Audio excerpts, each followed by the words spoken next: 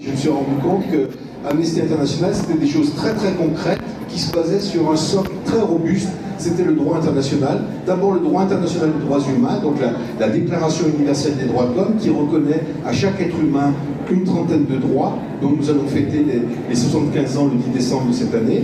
Et puis la deuxième branche du droit sur lequel nous nous appuyons, c'est le droit international humanitaire, c'est les conventions de Genève, c'est le droit de la guerre. Et vous avez sans doute vu ces jours-ci qu'on se bat pour le respect du droit international humanitaire à Gaza ou en Israël, parce que c'est vraiment des atrocités sans nom qui sont commises à l'égard des civils, et ce sont des crimes de guerre, et il faut vraiment rendre justice aux victimes et aux proches des victimes.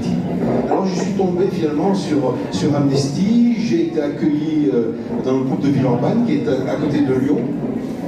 Et puis après, pour des raisons professionnelles, j'ai été muté en région parisienne, et donc j'ai intégré le groupe de Melun, c'est à peu près 50 km au sud de Paris, et j'ai intégré également une commission bénévole au secrétariat national d'Amnesty France, qui traitait des personnes exilées, notamment des demandeurs d'asile et des réfugiés. Et puis je suis resté là à peu près une dizaine d'années. Puis je me suis présenté au conseil d'administration en 2018, vice-président en 2020 et président en 2022. Voilà. Mais c'est vraiment le parcours d'un militant de base en fait. Oui, bon, vous avez dit que c'était impressionnant, il le présente toujours très bien. Et en tant que président aujourd'hui, à quoi ressemble ton quotidien ? Alors mon quotidien, c'est d'abord d'essayer d'animer une équipe de 130 000 personnes en France. Nous sommes 130 000 militants cartés qui payent une cotisation. Et nous avons beaucoup de gens qui militent seuls, qui militent devant leur ordinateur, qui signent des pétitions en ligne, qui se documentent en ligne. Et puis nous avons également à peu près entre 4 000 et 5 000 personnes qui ont choisi de militer collectivement. Donc on a 250 groupes locaux, un petit peu partout en France, sauf on couvre tous les départements, sauf un, c'est le département de Lyon. Est-ce qu'il y a des gens de Lyon ici? Eh ben, c'est pas demain de veille qu'on va améliorer les choses. Et puis donc on tient beaucoup à ces 250 groupes locaux. Et puis nous avons également 200 antennes jeunes qui sont installées dans des lycées, dans des universités, dans des grandes écoles. Et c'est l'avenir de notre mouvement qui se travaille. Et donc notre force militante, c'est 138 personnes, mais l'ossature de cette force militante, c'est les structures locales, les groupes locaux ou les antennes jeunes, qui ont des tâches qui sont essentielles pour nous. C'est l'EDH, éducation aux droits humains, c'est-à-dire que ces personnes, les militants de terrain, vont dans les lycées, dans les collèges pour rappeler aux enfants, pour informer les enfants de l'importance du respect des droits humains dans la société d'aujourd'hui. Il y a également une activité très importante, c'est le plaidoyer local, c'est d'aller contacter son député, son sénateur, quand il y a des lois qui ne nous conviennent pas, on voudrait faire modifier. Et là, ça va être un travail qui nous pend au nez à partir de début novembre, avec ce projet de loi Asile-Immigration, qui va encore fragiliser la situation des personnes migrantes. Nous avons également la déclinaison au cours de soirées débats, autour de pièces de théâtre, autour de films, la sensibilisation du grand public à ce qui se passe, aux violations des droits humains un petit peu partout dans le monde. Donc voilà ça. Et puis les groupes locaux, ils ont pour mission aussi de suivre des prisonniers d'opinion ou des communautés en danger sur le long terme. C'est-à-dire qu'ils travaillent sur plusieurs années jusqu'à la libération de la personne. Ils écrivent aux autorités, ils écrivent à la famille, ils écrivent aux prisonniers. Et chaque fois que, par chance, on arrive à faire libérer un prisonnier, chaque fois, ce prisonnier dit « mais continuez Amnesty, continuez ». Il n'y a pas d'Amnesty, on est plusieurs à suivre, à avoir ce genre d'action, mais chaque fois ils disent « continuez, continuez, continuez ». Vous ne pouvez pas savoir le bien que ça nous fait sur le plan moral, parce qu'on voit qu'il y a des gens partout dans le monde qui ont un œil sur nous et ça nous réconforte. Au moins on n'est pas oublié, parce que le pire dans les cas de violation des droits humains, c'est d'oublier les prisonniers, parce qu'ils sont torturés, ils sont exécutés et personne n'est au courant. Donc il faut vraiment avoir l'œil sur eux. Et puis la deuxième chose qu'ils disent, c'est que vous nous protégez. Parce que quand le directeur de la prison reçoit des sacs entiers de courriers qui viennent de partout dans le monde, ils se disent « oh là là, lui, il faut peut-être pas trop le torturer parce que ça doit être quelqu'un d'important ». Donc ça protège également les prisonniers. Donc ils nous disent surtout « continuez, continuez, continuez à nous écrire ».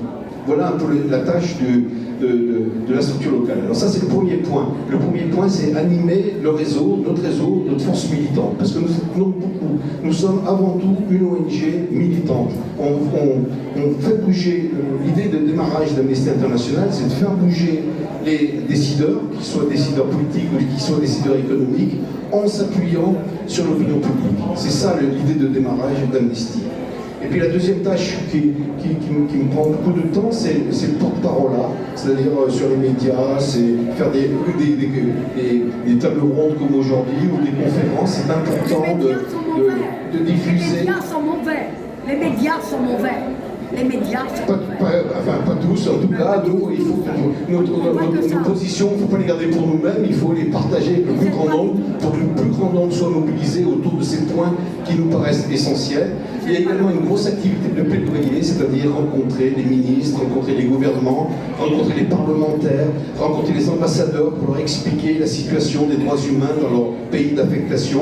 Ça, c'est quelque chose qui est de très très important. Et puis enfin, c'est de veiller à ce que réunir des moyens suffisants pour que les personnes d'Amnesty France puissent mener les campagnes, mener les actions qui leur sont dédiées par le mouvement au niveau international. Voilà un peu ce que je dois faire, Thomas. Une vie de passionné, pour des sujets de passionné. Oui, tout à fait. Et concernant ces sujets, il y a le sujet des droits humains dont tu parles tout à l'heure. À côté, il y a un terme qui me revient, c'est les droits de l'homme. Les droits de l'homme. Est-ce que tu peux nous expliquer la différence qu'il y a entre ces deux termes-là? Aucune différence. Aucune. C'est-à-dire que nous, Amnesty, on veut parler de droits humains pour être inclusif, parce qu'il n'y ait pas d'ambiguïté, on parle de tous les droits de la personne humaine, en fait. Mais c'est vrai que dans les textes internationaux, et on se base sur les textes internationaux, c'est la Déclaration universelle des droits de l'homme, mais dans notre esprit, c'est les droits humains, quoi. On n'écarte pas les femmes, c'est vraiment... donc c'est la même chose, mais nous, on préfère parler de droits humains plutôt que de parler de droits de l'homme, même si les droits internationaux parlent de droits de l'homme. Et ces droits, comment est-ce qu'ils sont protégés sur le plan international aujourd'hui? Ah ben, ils sont mal protégés. Le texte, notre socle, notre texte de référence, c'est la Déclaration universelle des droits de l'homme. Il s'est passé une chose après la Deuxième Guerre mondiale, tout de suite après la Deuxième Guerre mondiale, c'est la création à San Francisco de l'ONU. Et le premier travail qu'on fait à l'ONU, c'est d'écrire la charte des droits fondamentaux. Parce qu'à un moment donné, juste après la Deuxième Guerre mondiale, juste après Auschwitz, juste après Hiroshima, juste après les bombardements, les populations civiles, les gens se sont dit, ça ne peut pas continuer comme ça. Il faut qu'on mette un petit peu d'ordre, ça ne peut pas retrouver, on ne peut pas repartir sur de telles atrocités. Et il y a eu un très court moment dans l'histoire où tout était possible. Et l'ONU a confié donc, à un certain nombre de rédacteurs, ils étaient 9. Il y avait Pierre Cassin pour la France, il y avait Eleanor Roosevelt pour les États-Unis, qui ont eu en charge d'écrire une déclaration universelle des droits de l'homme. Et par cette déclaration, donc, qui a été déclarée à Chaillot, à Paris en 1948, tous les États s'engagent à promouvoir et à reconnaître à chaque personne un certain nombre de droits, à peu près une trentaine de droits. Il y a les droits civils et politiques, le droit d'expression, le droit de manifestation, le droit de religion, de ne pas en avoir, la liberté de participer à la vie de mon pays. Et puis il y a le deuxième bloc, c'est le bloc des droits économiques, sociaux et culturels. C'est le droit à l'éducation, c'est le droit à la santé, c'est le droit à une vie digne, c'est le droit au loisir. Et ça, c'est vraiment ce socle qui nous permet de faire levier pour revendiquer toutes les améliorations qu'il faut pour faire bouger les lignes, pour que ces droits soient réellement respectés un petit peu partout dans le monde, ce qui est loin d'être le cas. Donc voilà notre texte. Et puis de ce texte, de cette Déclaration universelle des droits de l'homme, a découlé tout un tas de conventions et de traités internationaux qui précisent certains aspects de cette déclaration. Il y a une convention pour le droit d'asile, pour les réfugiés, c'est la convention de Genève de 1951.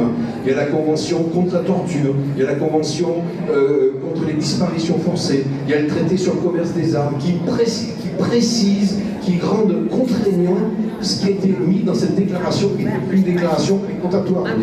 Donc toutes ces conventions viennent pour préciser ce qu'il y a dans la Déclaration universelle des droits de l'homme. Ce qu'on peut dire, on peut dire deux choses finalement. On peut dire que tout le corpus juridique existe. Tous les textes existent pour que les États respectent les droits humains. Il n'y a plus qu'à faire, si on peut dire. Il n'y a plus qu'à mettre en effectif la réalisation effective de ces droits qui seront intégrés dans tous ces textes. Et c'est notre boulot, nous, avec d'autres associations, de veiller à ce que ces textes soient respectés de façon effective dans chaque pays. Et on est loin du compte. Et puis la deuxième chose qu'on peut dire, c'est que depuis 1948, il y a des nouveaux droits qui ont émergé et qui ne sont pas écrits dans la Déclaration universelle des droits de l'homme. C'est notamment le droit à un environnement sain. Ce n'était pas une préoccupation pour les rédacteurs de 1948. Il y a aussi tous les droits qui sont liés à la bioéthique, les enfants intersexes, les changements de sexe, toutes ces choses-là n'étaient pas un sujet de préoccupation à l'époque. Et puis il y a tout ce qui est lié au numérique et aux droits humains, tout ce qui est lié à l'intelligence artificielle et aux droits humains. Et le travail, nous, des années à venir, des décennies à venir, ça va être justement de légiférer un peu sur tout, pour protéger toute l'émergence de ces nouveaux droits pour qu'ils soient véritablement inscrits dans le droit international. Donc on ne peut pas se contenter de ce qui se passe, de ce qui a été listé en 1948, il faut qu'on veille également à protéger les nouveaux droits qui émergent, et ça c'est notre travail pour les années à venir. Merci Jean-Claude. Les individus et les acteurs non étatiques aujourd'hui, parce que là, depuis tout à l'heure, tu nous parles des États qui sont liés par le droit, mais les acteurs qui ne sont non étatiques, comment est-ce qu'on fait pour les contraindre? Comment est-ce qu'on fait pour leur demander de respecter les droits humains? Alors il y a une loi, alors parmi les agents non étatiques, on peut prendre l'exemple des entreprises par exemple. Et les entreprises, il y a en France, j'allais dire pour une fois, parce que j'ai un mauvais esprit, mais pour une fois, il y a une loi qui nous a mis en avance par rapport aux autres pays, c'est la loi sur le devoir de vigilance des entreprises. C'est-à-dire qu'il y a une loi en France qui rend responsable les entreprises de toute la chaîne logistique. Les entreprises françaises doivent être vigilantes sur le respect des droits humains et sur le respect du droit à l'environnement, du premier sous-traitant jusqu'à la mise à disposition sur le marché du produit. Et cette loi est fondamentale parce que ça permet de poursuivre en justice des entreprises qui ne seraient pas vigilantes sur le respect des droits humains et sur le respect du droit à l'environnement. Et l'exemple, nous avons un exemple, nous avons ouvert un contentieux contre Casino. Vous connaissez Casino, l'entreprise de distribution, parce qu'on s'est rendu compte, document à l'appui, qu'au Brésil, parce que Casino est très importante en France, mais également très importante au Brésil. C'est un des premiers distributeurs brésiliens, et on s'est rendu compte qu'il commercialisait de la viande bovine qui avait pâturé dans des pâturages illégaux, c'est-à-dire brûler une partie de l'Amazonie, planter de l'herbe et faire pâturer des bovins. Et ça, c'est illégal. Et nous avons ouvert un contentieux pour poursuivre Casino pour qu'il renonce à commercialiser de la viande issue de pâturages qui sont complètement illégaux. Voilà un petit peu le travail que nous sommes à l'égard des entreprises. Nous avons également ouvert un contentieux contre Total que nous avons perdu, mais pour non-respect de ses obligations à diminuer son empreinte carbone et son impact sur le changement climatique. Donc on fait ce genre de... On a aussi ouvert plusieurs contentieux contre les fabricants d'armes français et européens parce qu'ils vendent des armes à des pays qui les utilisent contre des populations civiles, ce qui est interdit par le commerce sur le traité sur le commerce des armes, parce qu'on se rend complice de crimes de guerre. Donc ça aussi, on a ouvert un contentieux. Donc via le contentieux, on arrive à contraindre les entreprises à respecter le droit et les droits de l'homme. Et puis il y a une autre catégorie d'agents non étatiques, c'est les groupes armés non étatiques justement. Et là, on est en plein dedans avec le Hamas, qui n'est pas un État, mais qui est responsable devant le droit international des crimes commis. C'est des crimes, que ce soit un État, que ce soit une armée régulière ou que ce soit un groupe armé non étatique, tous les belligérants doivent respecter le droit international humanitaire, le droit de la guerre, qui précise qu'il faut épargner les civils à tout prix. Et donc, on pourra poursuivre, enfin le jour venu, il faudra que ces groupes armés rendent des comptes devant la justice internationale, au même titre qu'une armée régulière. Alors, si on va revenir sur la situation internationale juste après, je voudrais juste revenir sur ce que tu nous disais sur ces contentieux que vous ouvrez. C'est votre rôle, Pourquoi est-ce que c'est l'ONG comme Amnesty qui poursuit ces entreprises? C'est un de nos moyens d'action, parmi beaucoup d'autres. Encore une fois, notre moyen d'action initial, c'était de peser sur les décideurs en s'appuyant, en faisant levier sur l'opinion publique. Et puis, donc, on fait beaucoup de sensibilisation, on fait beaucoup de médias, on fait beaucoup de plaidoyer, on va rencontrer les décideurs, mais on se rend compte que pour que les choses changent vraiment dans un état de droit, il faut s'appuyer sur le droit. Nous, notre travail, c'est on s'appuie sur le droit pour essayer de faire changer les choses. Et c'est un moyen d'action qu'on a ouvert il y a quelques années et que, bon, bien sûr, on ne peut pas poursuivre tout le monde non plus parce que, bon, c'est très compliqué, il faut avoir des avocats de très haut niveau. Mais c'est notre travail. Nous, on vient d'être... On a ouvert un contentieux dernièrement devant le Conseil d'État, donc la plus haute juridiction administrative en France, pour que cesse ce que nous qualifions de contrôle d'identité discriminatoire envers les jeunes des quartiers. On s'est rendu compte avec d'autres associations, avec la Défenseur des droits, avec la CNCDH, qu'un jeune de type arabe ou de type noir a 20 fois plus de probabilité d'être contrôlé qu'un jeune garçon du même âge qui est blanc. C'est insupportable. C'est du racisme systémique. Et donc nous avons demandé à l'État qu'il change ses pratiques policières, qu'il change ce racisme, qu'il éradique ce racisme systémique au sein de la police. Nous avons le Conseil d'État, alors c'est une demi-défaite. Le Conseil d'État a reconnu qu'il y avait un problème de racisme généralisé dans les procédures de contrôle discriminatoire. C'est donc demi-victoire, mais a considéré que ce n'était pas au Conseil d'État de développer des politiques publiques. C'était à l'État, comme si la lutte contre le racisme était une politique publique, alors que ça devrait être justement le travail de fond, le socle du travail de tout gouvernement de lutter contre le racisme. Et donc voilà, c'est une demi-défaite, mais on va continuer. On est en train de réfléchir pour savoir si on va devant la Cour européenne des droits de l'homme, parce que véritablement, on ne peut pas continuer à supporter ces pratiques policières qui sont discriminatoires. Donc si on revient maintenant sur la situation internationale, vous publiez régulièrement des rapports ou des enquêtes sur des situations préoccupantes. Qu'est-ce que tu peux nous dire de la situation mondiale aujourd'hui? Alors c'est vrai qu'on publie à peu près une centaine de rapports sur des cas de violation massive de droits humains.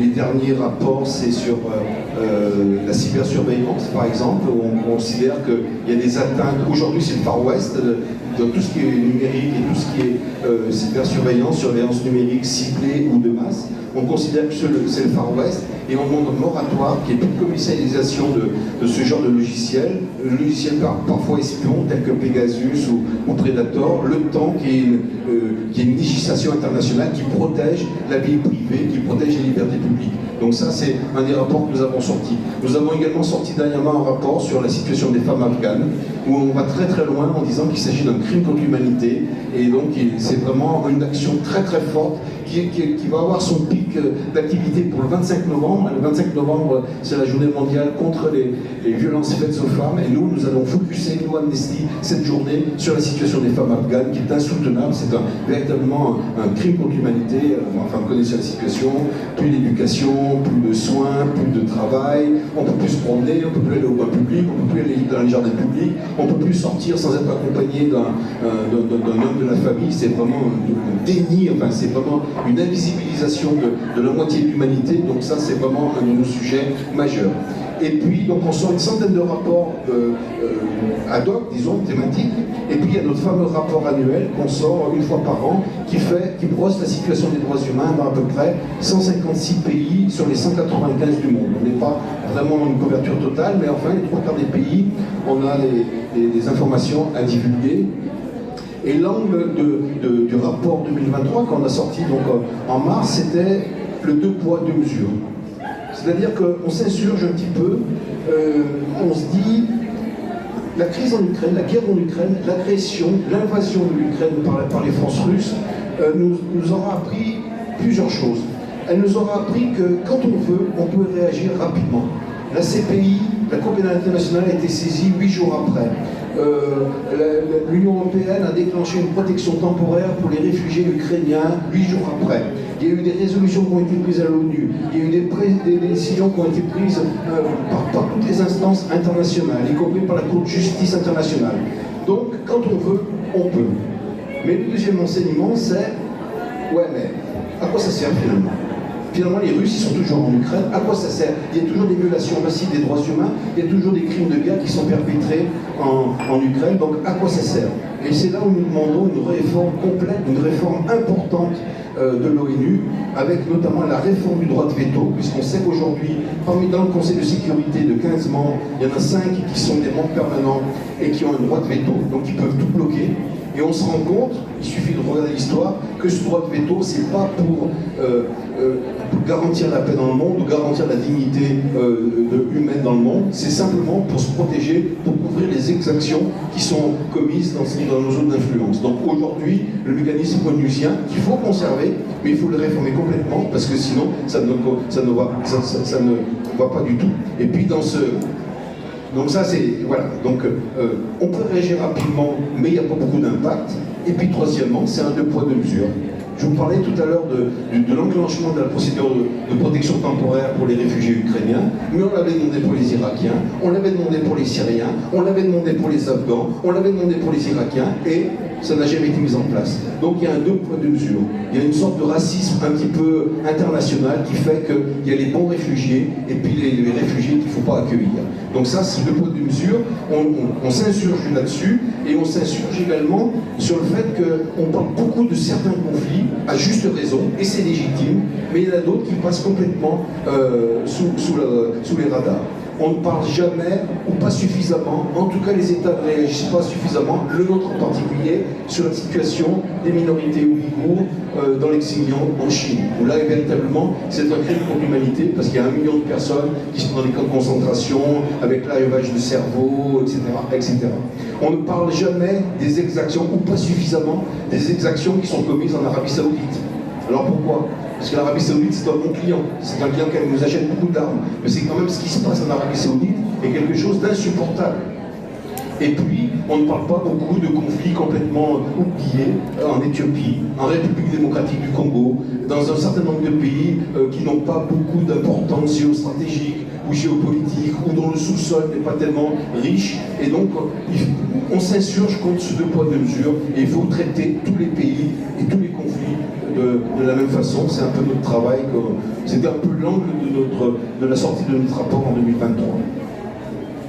Sur sur ces conflits, comment est-ce que le droit peut aider à protéger les civils?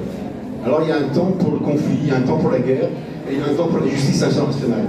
Et ce temps pour la justice internationale, c'est un peu frustrant parce que c'est beaucoup de temps.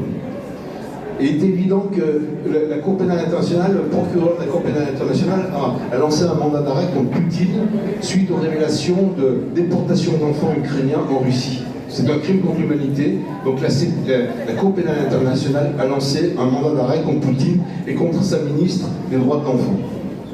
Mais il est évident que tant qu'il n'y aura pas un renversement de régime en Russie, tant que Poutine ne sortira pas des frontières ou aller dans un pays qui n'est pas un pays ami, on ne pourra pas le poursuivre, on ne pourra pas l'envoyer à la haine. Mais peut-être qu'un jour, dans le futur, peut-être qu'un jour il devra rendre des comptes. C'était le cas de Milosevic, c'était le cas de Pinochet, c'était le cas d'un certain nombre de dictateurs sanglants, Issa Rabré, qui longtemps après ont été poursuivis devant la justice internationale et ont été obligés de rendre des comptes. Et c'est très très important pour les victimes que les crimes qu'ils ont eu à supporter ou leurs proches ne restent pas impunis. Donc c'est un peu ça. La justice internationale, il n'y a pas de police internationale. Donc la justice internationale est très longue, mais c'est quand même extrêmement important qu'il n'y ait pas d'impunité, qu'on lutte contre l'impunité pour que les auteurs présumés des crimes majeurs, les crimes de guerre, les crimes contre l'humanité ou les crimes de génocide soient punis un jour ou l'autre. Chez IO, nous on est assez convaincus que l'action collective permet de bouger les lignes. C'est un peu ce que tu racontes depuis tout à l'heure. C'est grâce à l'action collective que vous arrivez à faire respecter le droit. Que vous essayez. Mais moi j'aime beaucoup ton histoire. On l'a eu en podcast. D'ailleurs le podcast s'appelle Agir rend heureux. c'est le podcast de Milo, je vous invite à aller l'écouter, c'est le dernier épisode. Et tu nous as beaucoup parlé des combats qui te tiennent à cœur, des victoires qui te tiennent à cœur. Est-ce que tu peux nous parler d'un succès, d'une réussite de Amnesty International au cours de ta carrière qui t'a marqué? On a beaucoup de défaites et quelques victoires, mais c'est vrai que travailler sur les droits humains, c'est souvent ingrat, hein. On a souvent beaucoup de désillusions. Ce qu'on peut dire à Amnesty International, c'est qu'on a quand même, depuis le début, on a quand même permis la libération de dizaines de milliers de prisonniers d'opinion. Ça, c'est quelque chose qui est important pour nous. Sur le premier semestre 2023, les grandes victoires concernent, disons, les droits des personnes LGBTI. Hein. Sur le premier semestre 2023, c'est la reconnaissance du mariage pour des personnes de même sexe à Taïwan et en Corée du Sud. C'est important. Ce sont des victoires qui sont importantes. Sur le droit des femmes, il y a aussi une notion de consentement dans la législation suisse, où il ne suffit pas de dire non, si on n'a pas dit oui, c'est pas un consentement. Et ça, on aimerait que ça ait été modifié dans la législation suisse, il faudrait que ça soit modifié dans la législation française et dans d'autres législations, pour le respect, véritablement pour que la notion de consentement soit indiscutable et soit vraiment factuelle. On a également l'abolition pour la peine de mort, par exemple au Ghana, il faut que je prenne mon papier. La peine de mort en Malaisie aussi, et au Ghana. Donc on arrive, il y a de plus en plus de pays qui abolissent la peine de mort. Alors c'est une victoire. Sur les dernières années, ce sont des victoires. Il y a à peu près les 3/4 des pays qui sont abolitionnistes en fait ou en droit. Mais malheureusement, le nombre d'exécutions, on n'a pas les chiffres. Et on suppute qu'ils ne sont pas en réduction. Parce que le pays qui exécute le plus pour des causes très anodines, c'est par exemple la Chine, et la Chine refuse de communiquer les chiffres. Mais c'est vraisemblablement plusieurs milliers. Donc tant qu'on n'aura pas les chiffres de la Chine et du Vietnam, on ne pourra pas dire que la victoire est complète, parce que certes, il y a de plus en plus de pays qui sont abolitionnistes, mais en nombre de personnes exécutées, on ne connaît pas les chiffres, on n'est pas sûr que ça soit en réduction. Et puis il y a la peine de mort, et puis il y a la législation aussi. Aux États-Unis, notamment, il y a 2 États qui sont plus sévères pour les ventes d'armes à des particuliers qui demandent des casiers judiciaires. Donc là aussi, ça avance un petit peu. Et puis il y a les droits climatiques, les droits à un climat sain. Véritablement, maintenant, ça commence à avancer dans de plus en plus de législation nationale. Donc c'est un mouvement qui va être long, mais de plus en plus, maintenant, on commence à se préoccuper de l'impact du changement climatique sur les droits humains. Puis il y a eu beaucoup de libérations. Voilà un peu les grandes victoires de cette année. C'est surtout le droit des femmes, le droit des personnes LGBTI et le droit et la peine de mort qu'on peut revendiquer comme victoire, mais sachant qu'une victoire n'est jamais acquise définitivement, quoi. On était très contents sur les évolutions, sur le droit à l'avortement, et on se rend compte que si on n'est pas vigilant, eh ben, ce droit qu'on croyait écrit dans le marbre, qu'on croyait définitivement acquis, eh ben, finalement en Pologne ou en Hongrie, il est annulé petit à petit, il est restreint de plus en plus. Donc non seulement c'est compliqué d'obtenir des victoires en matière de droits humains, mais ces victoires ne sont jamais définitivement acquises. Il faut toujours être vigilant, il faut toujours se battre pour les garder en effectif, quoi. Je me souviens qu'on s'est rencontrés la première fois, je pense que tu avais dit, mais toutes ces horreurs que tu vois tout le temps, sur lesquelles vous ne fermez pas les yeux. Comment est-ce que tu vis ça au quotidien ? Et pour contrebalancer, je dirais, est-ce que tu peux nous raconter quand même un truc sur lequel tu t'es dit, ça fait chaud au cœur? Oui, c'est vrai que des fois on est touché. C'est vrai qu'on côtoie les horreurs, mais on n'est pas en première ligne non plus. Hein. Nos chercheurs sont, eux, en première ligne. Notamment une chercheuse qui est connue, hein, qui s'appelle Donatella Rovera, elle est toujours dans les situations de conflit. Vraiment, c'est compliqué, sa vie est très compliquée parce qu'elle est au plus près de l'horreur. Et puis côtoyer des victimes indirectement, c'est quelque chose qui est très très dur. Nous, on est quand même en deuxième on est un peu en arrière, quoi. Donc, mais c'est vrai qu'on est confronté. Et puis il y a des sujets qui nous touchent plus que d'autres. Moi, personnellement, 20 000 morts en Méditerranée au cours des dernières années, moi, ça me touche particulièrement. Et puis qu'on signe que les États, que la France et les pays de l'Union européenne signent des accords avec la Tunisie ou avec la Libye pour refouler les migrants dans ces pays qui ne respectent pas les droits humains. On a vu en Tunisie qu'il y avait 1500 personnes qui étaient mises dans des camions et qui ont été lâchées dans le désert, sans eau, sans alimentation. Pour moi, c'est quelque chose qui me touche. Et quand on renvoie des gens en Libye, où on sait ce qui se passe en Libye, dans les camps de migrants, c'est la prostitution forcée, c'est le travail forcé, c'est des esclaves qu'on se revend, c'est la torture, c'est le mauvais traitement, c'est des personnes qui sont affamées, mais je trouve que c'est indigne. Enfin, on peut pas supporter, c'est indigne de nous. Ça me touche vraiment. Et puis la situation en Afghanistan me touche vraiment. Et puis depuis le 7 octobre, alors on était déjà sur très très sensibilisé sur la situation en apartheid, la situation d'apartheid en Israël et dans les territoires palestiniens occupés. Et depuis le 7 octobre, on est vraiment effarés. Enfin, c'est effarant ce qui se passe. Donc ça, c'est des sujets qui sont... il faut prendre un peu de recul parce que sinon, c'est vrai que ça peut... Voilà. Il y a des militants, enfin il y a des aides psychologiques parfois pour les salariés ou pour les militants qui sont au plus proches des horreurs pour les aider, parce que c'est vrai c'est parfois compliqué. Et puis moi, mon plus beau souvenir,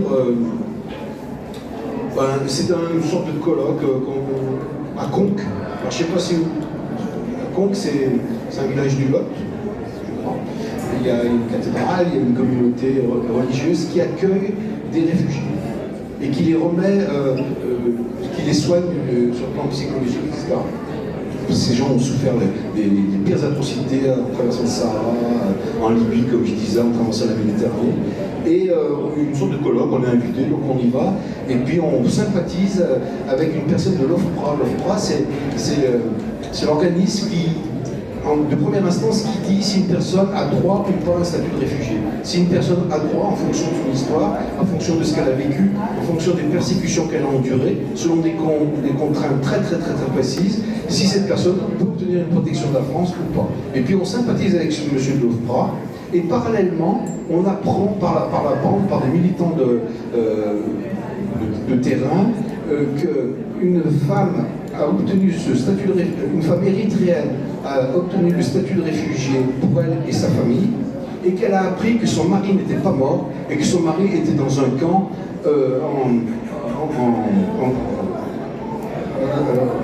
en Éthiopie.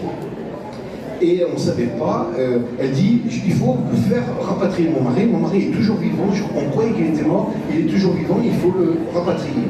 Et c'était très compliqué, parce qu'il faut que d'un côté comme de l'autre, il fallait prouver que c'était bien son mari. Alors que ces gens-là ont fui en laissant leurs papiers, ils n'ont plus de passeport, ils n'ont plus d'extrait de naissance, c'était très compliqué. Et officiellement, le gouvernement français, nous, s'il n'y a pas de papier, il faut qu'ils prouvent qu'ils sont mariés, qu'ils ont des enfants ensemble, c'est très compliqué. Et grâce à ce monsieur avec lequel nous avons sympathisé, ça a duré 1 an, et bien on a eu des preuves que cette personne existait bien, était toujours vivante dans un camp de réfugiés, et au bout d'1 an, sans bruit, sans que ça se sache, les autorités françaises, et dont ce monsieur était à l'origine, avaient rapatrié le monsieur qui a pu retrouver sa famille et obtenir son statut de réfugié en France. Et on était vraiment très contents. C'était vraiment...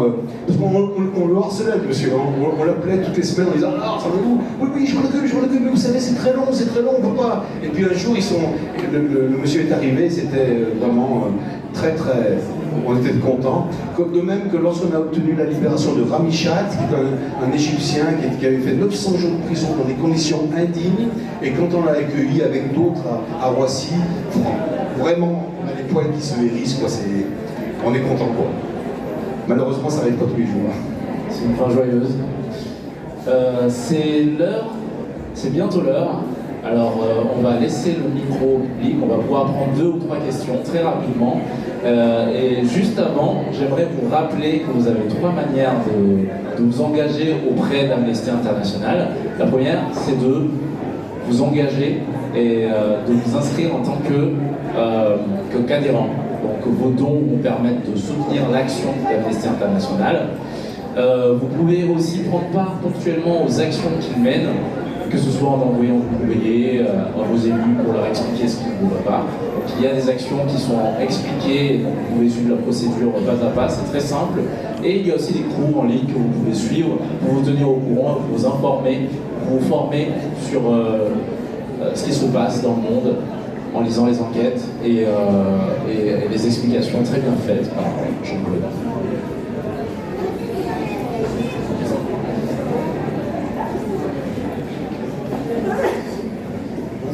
Bonsoir. Tout à l'heure, vous avez parlé des prisonniers qu'il fallait leur écrire et tout ça. Moi, je voulais savoir pratiquement, dans la pratique, comment on fait déjà pour trouver leurs adresses, parce qu'elles sont rarement communiquées. Si on voit quelque chose dans la presse et qu'on a envie de nous aussi nous engager et à donner notre part au combat, comment on trouve les adresses des prisonniers, voilà.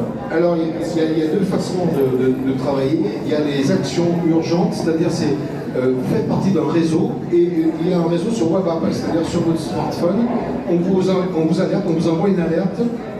Ce monsieur est en danger de mort, il faut écrire maximum d'ici 8 jours pour envoyer aux autorités. Donc il faut passer sur le site amnesty.fr, militez avec nous et ça vous sera expliqué. Vous ferez partie d'un réseau Action Urgente et vous serez sollicité régulièrement pour défendre un cas en particulier. Et ça, ce sont des cas ponctuels.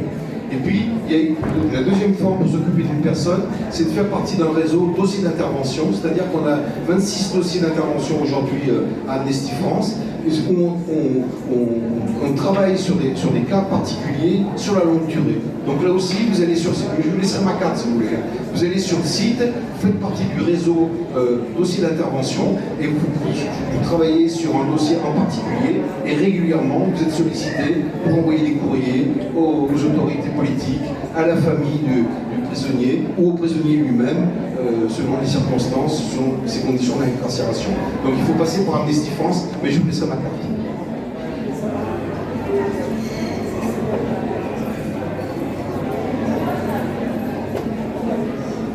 Bonjour. Ça marche? Merci pour votre présentation. Donc, je suis juriste, Mara Dalida, je suis juriste en droit international. Mais plus près le micro.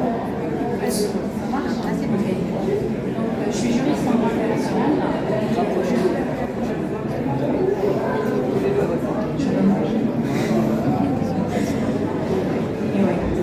Alors, je suis Radalida, je suis juriste en droit international, aussi doctorante à l'Université d'Ariane de Caen. Je travaille sur ce sujet de droit international. Je souhaite savoir si Amnesty International, est-ce qu'elle va participer, donc déposer à la CPI, parce que le procureur également de la Cour pénale internationale, ICC, a demandé que toutes les organisations, toutes les personnes qui détiennent des rapports, des actions de droits humains, en Israël, en Palestine aussi, après les situations gravissime qui se passent. Est-ce que vous, concrètement, vous allez participer à déposer des dossiers? Alors, la Cour pénale internationale se base souvent sur les rapports de Human Rights Watch ou d'Amnesty International pour mener ses enquêtes. C'est une des spécificités de la Cour pénale internationale. On sait que la Cour pénale internationale mène une enquête depuis 2021 sur la Cisjordanie, enfin pas en Israël, mais sur les territoires palestiniens occupés. Et là, nous cessons depuis ces derniers temps de les alerter, de faire pression pour que leur rapport, d'une part, tourne autour du concept d'apartheid ou pas, c'est-à-dire que la Cour pénale internationale s'exprime clairement pour dire s'il y a une situation d'apartheid ou pas dans les territoires palestiniens occupés et intègre les derniers événements, les dernières atrocités dans leur rapport. Donc nous travaillons effectivement avec la Cour pénale internationale, nous travaillons également avec la Cour pénale internationale pour ce qui se passe en Ukraine et toutes les preuves authentifiées que nous pouvons leur remettre, elles sont à leur disposition et on travaille effectivement avec eux et et voilà. Absolument, j'ai vu votre rapport dernièrement et c'est très bien de comprendre qu'il y a en Palestine, il n'y a pas que Gaza, il y a aussi la Cisjordanie. Oui. Donc qu'est-ce qui se passe aussi en Cisjordanie actuellement? Il n'y a pas de Hamas. C'est très grave. Parce que juste au mois d'octobre, il y a plus de 75 personnes tuées. Et juste en mois d'août, il y a eu 37 enfants tués.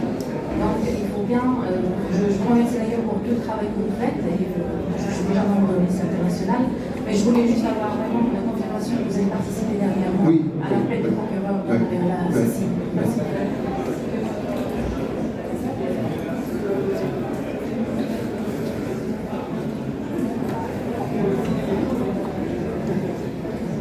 Bonjour, merci beaucoup pour votre travail. C'était ce que vous avez dit sur les 2 poids 2 mesures qui conduisent en ce moment. Et je voulais savoir ce que vous aviez, si vous pouvez faire un petit résumé de ce que vous avez fait ou pas, je sais pas, sur la question de l'Arménie et de l'Artsakh avec l'Azerbaïdjan récemment, qui est un peu. Qui s'est passé en fait très très rapidement, et on a eu justement assez peu de nouvelles en fait, en France. Il faut être clair, il faut être transparent. Nous n'avons pas fait assez de l'Amnesty International sur la situation du Haut-Karabakh. Très clairement, on a fait des communiqués de presse, on a fait des rapports, mais on n'a pas fait une action massive sur ce qui se passait dans le Haut-Karabakh depuis les 2 ans du blocus du corridor de la Chine. On n'a pas été à la hauteur de ce qu'on aurait pu faire. Il faut choisir des priorités. Ça n'a pas été une priorité retenue par notre mouvement. On peut le regretter. On ne peut pas être sur tous les fronts, si on peut dire, mais c'est vrai qu'on ne s'est pas tellement occupé de Haut-Karabakh, et il faut reconnaître nos insuffisances.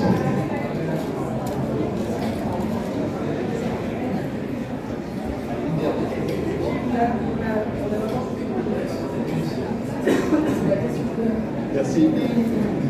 Non, c'était juste comment vous pourriez qualifier vos relations avec le gouvernement actuel, le gouvernement Macron? Alors, pour être transparent, on a plutôt de bonnes relations avec le ministère des Affaires étrangères et plutôt de très mauvaises relations avec le ministère de l'Intérieur. Donc on travaille vraiment avec le ministère des Affaires étrangères. Vraiment, on a franchi une étape cette année. Le ministère des Affaires étrangères a donné ordre au corps diplomatique français de se rapprocher de la société civile. Et c'est ainsi qu'ils organisent des rencontres avec Amnesty International pour tous les nouveaux ambassadeurs, enfin pour tous les ambassadeurs qui sont nouvellement affectés dans un nouveau pays. Et ça, c'est quelque chose de très, très important pour nous, puisqu'on a rencontré celui d'Inde, celui de Tunisie, du Salvador, et puis un autre, et puis d'Israël justement, avec le consul général de Jérusalem en plus, et on leur a expliqué notre point de vue sur la situation des droits humains dans leur nouveau pays d'affectation. Donc c'est quelque chose de très très bien. Par contre, avec le ministère de l'Intérieur, de très mauvaises relations. On a essayé de faire du plaidoyer sur le pacte asile-immigration au niveau européen, donc qui est géré pour la France par le ministère de l'Intérieur, fin de non-recevoir. Ça va être sans doute être très très compliqué pour faire valoir nos positions sur le prochain projet de loi asile-immigration. Ça va être très très compliqué. Ça a été très très compliqué. On a rencontré le préfet Nunez, le préfet de Paris, pour les violences policières lors des manifestations contre la réforme des retraites. Là aussi, c'est une fin de non-recevoir. On ne peut pas faire autrement, il faut qu'on maintienne l'ordre. Enfin, c'est vraiment un discours de sourd. On ne peut pas faire passer cette idée. Donc, très bien avec le ministre. Assez bien, disons, avec le ministère des Affaires étrangères, mais très très mal avec le ministère de l'Intérieur. Des interdictions de manifester. Hier soir, il y a eu une interdiction de faire une conférence sur justement la situation en Israël et à Gaza. Donc, des entraves à la liberté de manifester, des entraves à la liberté d'expression, des entraves à la liberté d'association. Nous, on n'a pas de subvention de l'État. Nous, notre financement, c'est seulement l'argent des membres qui cotisent. Mais la LDH, par exemple, qui a quelques subventions d'État, ces subventions ont été remises en cause suite à leur rapport sur les événements de cette semaine. Donc on est vraiment dans un monde où la liberté d'expression est grignotée petit à petit, et il faut vraiment qu'on soit vigilant, y compris en France. Merci beaucoup. Merci à vous. Merci à vous. Merci à vous.